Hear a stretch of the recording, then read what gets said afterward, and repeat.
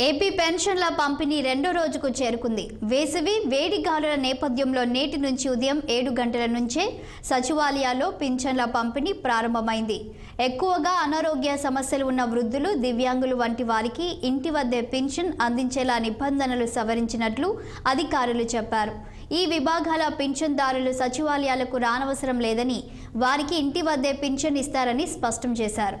ఈ మేరకు కలెక్టర్లందరికీ ఆదేశాలు జారీ చేసినట్లు తెలిపారు.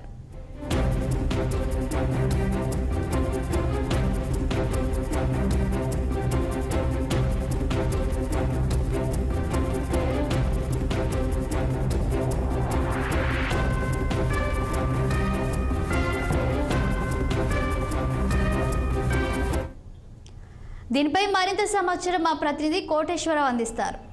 గుడ్ మార్నింగ్ కోటేశ్వరరావు, చెప్పండి. ఇక ఏపీలో రెండో రోజు అయితే పెన్షన్ల పంపిణీ కొనసాగుతుంది. అయితే ఇంటి వద్దకే వచ్చి ఇస్తారు అనే వార్తలు వినిపిస్తున్నాయి. ఇప్పటికే వాలంటీర్లు రాజీనామా చేశారు. ఎవరు మరి దీన్ని డిస్ట్రిబ్యూట్ చేయనున్నారు? ఇప్పుడు శాలిని, ఇప్పటికే మరి మొత్తానికి చూసుకుంటే ఏదైతే పెన్షన్ పంపిణీ కార్యక్రమం నిన్న పెద్ద ఎత్తున ఒక వివాదాస్పదంగా మారిందని కూడా చెప్పుకోవచ్చు. ఎందుకంటే నిన్న 3వ తారీఖున ప్రారంభిస్తామని అన్నటువంటి పెన్షన్ పంపిణీ కార్యక్రమం మధ్యాహ్నం వరకు కూడా అమల్లోకి రాలేదని కూడా చెప్పుకోవచ్చు. ఎందుకంటే బ్యాంకులకు సంబంధించినటువంటి నిధులు ఇంకా విడుదల కాకపోవడంతో సచివాలయ సిబ్బంది దాదాపుగా మధ్యాహ్నం వరకు వెయిట్ చేసి మధ్యాహ్నం తర్వాత అయితే పెన్షన్ పంపిణీ కార్యక్రమం ఆయా ప్రాంతాల్లో ప్రారంభించిన పరిస్థితి కూడా ఉంది. అయితే పెద్ద ఎత్తున వృద్ధులు మరి దీనికి సంబంధించినటువంటి వితంతువులు కానీ పెన్షన్ త్వరగా అందుకోవాలి, ఖచ్చితంగా ఈ రోజు తాము డబ్బులు మరి ఏదైతే పెన్షన్ మొత్తం ఏదైతే ఉందో దాన్ని తీసుకోవాలనే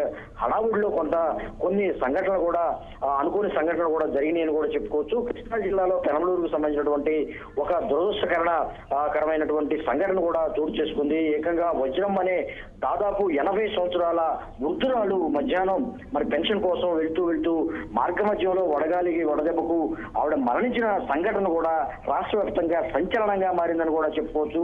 ఎందుకంటే వృద్ధులు ఎప్పుడు కూడా దాదాపు జగన్మోహన్ రెడ్డి ప్రభుత్వం వచ్చిన తర్వాత వాలంటీర్ల ద్వారా ఇంటికి పంపిణీ చేస్తున్న పరిస్థితి కూడా చూస్తున్నాము. అయితే దీనికి సంబంధించి సిటిజన్ ఫోరం ఫర్ డెమోక్రసీ అంటూ ఒక స్వచ్ఛంద సంస్థ ద్వారా మరి మాజీ ఎన్నికల అధికారి నిమ్మగడ్డ రమేష్ వేసినటువంటి పిటిషన్ మేరకు భారత ఎన్నికల సంఘం అయితే కొన్ని ఆదేశాలు జారీ చేసింది. ఖచ్చితంగా ఈసారి మరి నగదు పంపిణీ పెన్షన్ పంపిణీ కార్యక్రమంలో వాలంటీర్లు ఉండరాదంటూ వారి రావడంతో ప్రభుత్వం అయితే వారిని మరి తాత్కాలికంగా ఆఫ్ చేసిందని కూడా చెప్పుకోవచ్చు. దీంతో అసలు మరి పెన్షన్దారులు ఎలా పంపిణీ చేయాలనే దాని మీద కూడా కొన్ని సూచనలు జారీ చేసిన నేపథ్యంలో అయితే సచివాలయ సిబ్బంది ఈసారి పంపిణీ చేస్తారని చెప్పుకున్నప్పటికీ కూడా సరైన అందుబాటులో లేకపోవడం, సిబ్బంది కొరత కూడా చాలా తక్కువగా ఉండడం వల్ల కూడా మరి సకాలంలో మరి పేదలు అవ్వాతాతలకు కూడా పెన్షన్ అందించలేని పరిస్థితి కూడా మరి నిన్నైతే చోటు చేసుకుంది. ఈ రోజు నుంచి మరి మొత్తానికి చూసుకుంటే 9 గంటల మరి ఈ కార్యక్రమం అయితే సజావుగా సాగుతుందని చెప్పుకున్నప్పటికీ కూడా అక్కడక్కడ కొంత ఆలస్యం అవుతుందని కూడా తెలుస్తుంది. రాష్ట్ర వ్యాప్తంగా చూసుకుంటే పెన్షన్ పంపిణీ కార్యక్రమం ఈ నెల 6వ తేదీ వరకు జరుగుతుంది అన్నప్పటికీ కూడా ఎవరో కూడా అప్పటి వరకు 6వ తారీఖు వరకు వేచి చూసే పరిస్థితి లేదు. ఖచ్చితంగా ఈ రోజు ఎప్పటికప్పుడు తెచ్చుకోవాలనే హడావుడిలో మాత్రం పెద్ద ఎత్తున పెన్షన్దారులు అయితే సచివాలయాలకు చేరుకున్న పరిస్థితి. దీంతో పెద్ద ఎత్తున బారులు తీరున్నారు. అయితే నడవలేని వారికి, వృద్ధులకు, వికలాంగులకు అయితే ఖచ్చితంగా ఇంటికి తీసుకెళ్లి ఈ పెన్షన్ పంపిణీ కార్యక్రమాన్ని చేయాలని కూడా ఒక నిబంధన అయితే ఉంది. ఆ నిబంధనల ప్రకారం కొంత చర్యలు తీసుకున్నారు. అయితే నిన్నటి వరకు ఇటువంటి ఇంటికి తీసుకువెళ్లి ఇచ్చే కార్యక్రమం అయితే ఇంతవరకు కూడా అమల్లోకి రాలేదని కూడా చెప్పుకోవచ్చు. అయితే ఈ నేపథ్యంలోనే వృద్ధులే మరి స్వయంగా సచివాలయాలకు చేరుకున్న పరిస్థితి. అయితే ఇది మొత్తంగా చూసుకుంటే పెన్షన్ పంపిణీ కార్యక్రమానికి సంబంధించినటువంటి విధి విధానాలు కూడా మరి కేంద్ర ప్రభుత్వం అయితే ఒక వినూత్నమైన ఆలోచనలు కూడా చేస్తుంది. ఎందుకంటే 3 నెలల పాటు ఈ వాలంటీర్ల ద్వారా పెన్షన్ పంపిణీ కార్యక్రమం నిలిచిపోయింది కాబట్టి, ఎందుకంటే ఎన్నికల కోడ్ అయితే అమల్లో 3 నెలల పాటు ఆంధ్రప్రదేశ్ లో ఉంటుంది కాబట్టి ఇటువంటి పంపిణీ కార్యక్రమం మరి వాలంటీర్ల ద్వారా జరిగే పరిస్థితి లేదు కాబట్టి కేంద్రం కూడా ఒక ఆలోచన చేస్తుంది.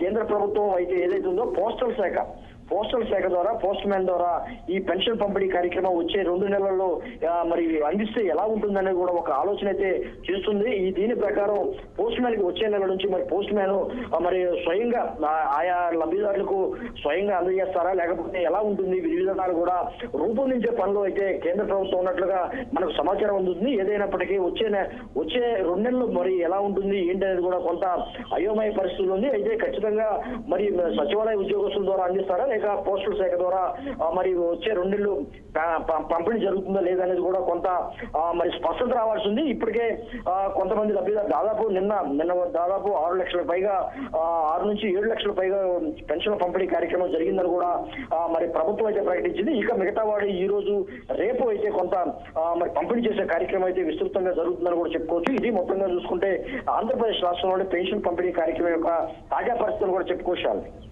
Thank you Koteswararao.